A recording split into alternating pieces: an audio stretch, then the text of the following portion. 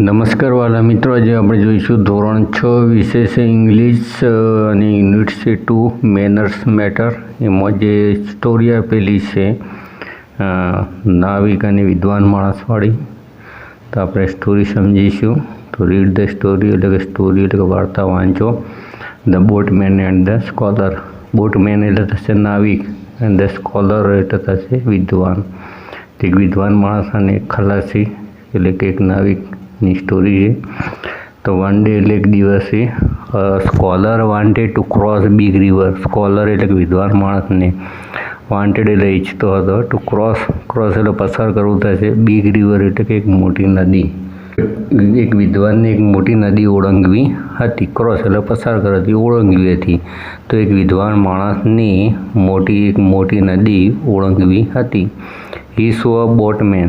હી એટલે તેને, સો એટલે જોયો, બોટમેન એટલે ખલાસી એટલે કે તેને એક નાવિકને જોયો. He saw a boatman sitting by his boat. Sitting એટલે બેઠેલો હતો. બાય હિઝ બોટ એટલે કે તેને એક નાવિકને તેની હોડી પાસે બેઠેલો જોયો. Sitting by his boat.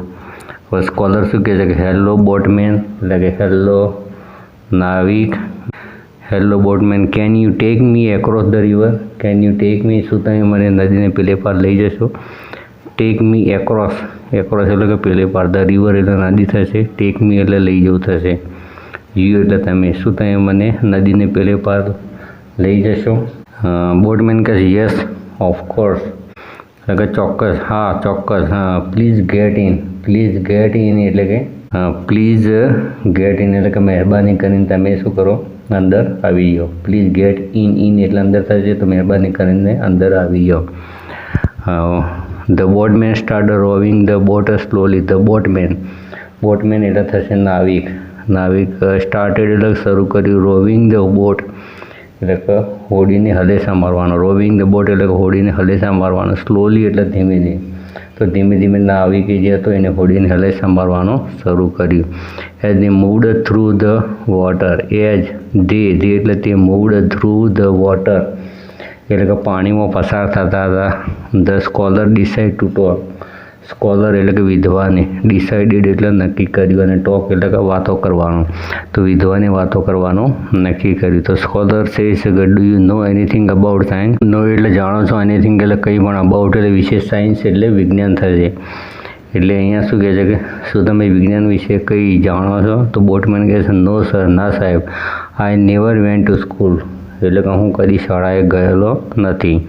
Never એટલે કદાચ, ક્યારેય નહીં. વેન્ટ એટલે ગયેલો. સ્કૂલ એટલે થશે શાળા. તો હું ક્યારેય શાળામાં ગયેલો નથી. તો સ્કોલર કહે છે વિદ્વાન માણસ કે ઓ અરે, that means you have vested a part of life એટલે કે ઓ તેનો અર્થ એ કે તમે તમારું જે જીવન છે એનો એક ભાગ વેડફી નાખ્યો છે. ધેટ મીન્સ એનો મતલબ એ છે કે યુ હેવ વેસ્ટેડ એટલે કે વેડફી નાખ્યું છે. પાર્ટ ઓફ યોર લાઈફ એટલે કે જિંદગીનો એક ભાગ તમે વેડફી નાખ્યો છે. The boatman said nothing.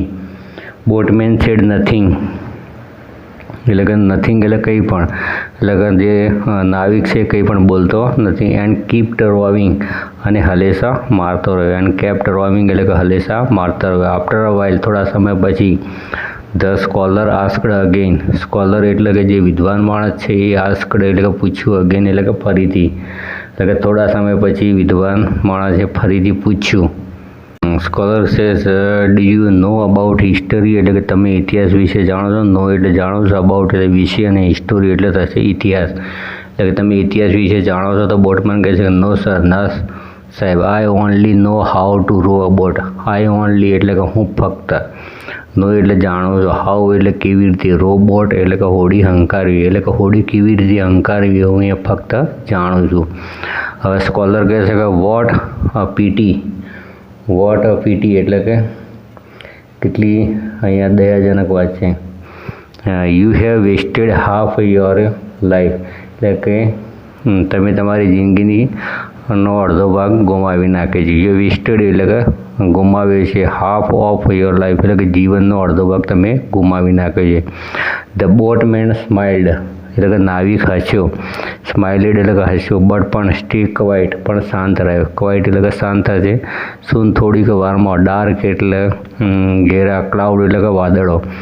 Appeared એટલે દેખાવા લાગ્યા. ઇન ધ સ્કાય એટલે કે આકાશમાં. થોડાક સમયમાં આકાશમાં ઘેરા કાળા વાદળો દેખાવા લાગ્યા. And the wind ગ્રુ strong. And અને વિન્ડ એટલે થશે પવન. વિન્ડ ગ્રુ એટલે સ્ટ્રોંગ એટલે કે જોરથી ફૂંકાવા લાગ્યો. અને પવન પણ જોરથી ફૂંકાવા લાગ્યો. એટલે બોટમેન કહે છે કે sir do you no how two swim. Sir એટલે કે સાહેબ ડુ યુ નો એટલે તમે જાણો છો. હાઉ એટલે કેવી રીતે. સ્વિમ એટલે તરવું. સાહેબ તમને તરતો આવડે છે. સ્કોલર શું કહે છે?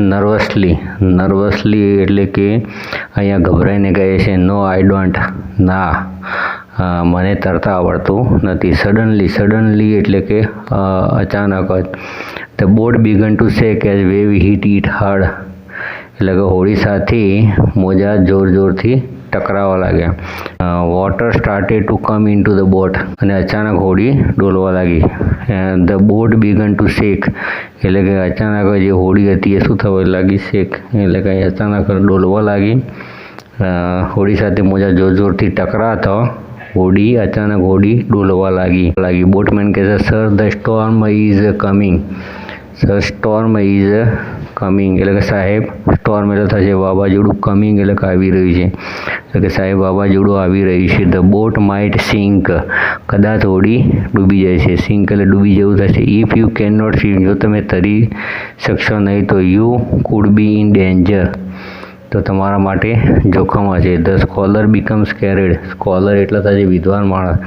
સ્કેર્ડ એટલે કે ગભરાઈ ગયો એટલે કે ડરી ગયો. ધ સ્કોલર બીકમ સ્કેર્ડ એટલે કે વિદ્વાન માણસ છે ડરી ગયો. અને ધ સ્કોલર કહે છે ઓ નો અરે નો પ્લીઝ હેલ્પ મી. અરે ના મહેરબાની કરીને મારી મદદ કરો. The boatman smiled kindly. Boatmen જે છે એટલે કે નાવિક જે છે એ સ્માઇલ એટલે કે હસ્યો. કાઇન્ડલી એટલે કે દયાભાવથી. તો જે નાવિક છે એ દયાભાવથી હસ્યો. બોટમેન કહે છે કે ડોન્ટ વરી. હવે બોટમેન કહે છે ડોન્ટ વરી સર એટલે કે સાહેબ ચિંતા ના કરો. હોલ્ડ ઓન ટુ મી એટલે કે મને પકડી રાખો. And I will swim as to safety અને હું સુરક્ષિત જગ્યા પર તરીને લઈ જઈશ. With great effort. With great એટલે કે સખત મહેનત કરીને. ગ્રેટ એટલે સખત થશે. ઇફર્ટ એટલે પ્રયત્નો થશે. The boatman swam through the strong current. The boatman જે નાવિક જે છે એ swam through the strong current એટલે કે જોરદાર પ્રવાહમાં તરીને and took both of them to the shore. Shore એટલે કિનારો થશે. બંને કિનારે તરીને બંનેને કિનારે લઈ આવે. To both of them to the shore એટલે કે કિનારે લઈ આવે. When they reached the land જ્યારે જ્યારે કિનારે પહોંચ્યા. When they reached the land એટલે થશે ધરતી પણ અહીંયા કિનારો થશે.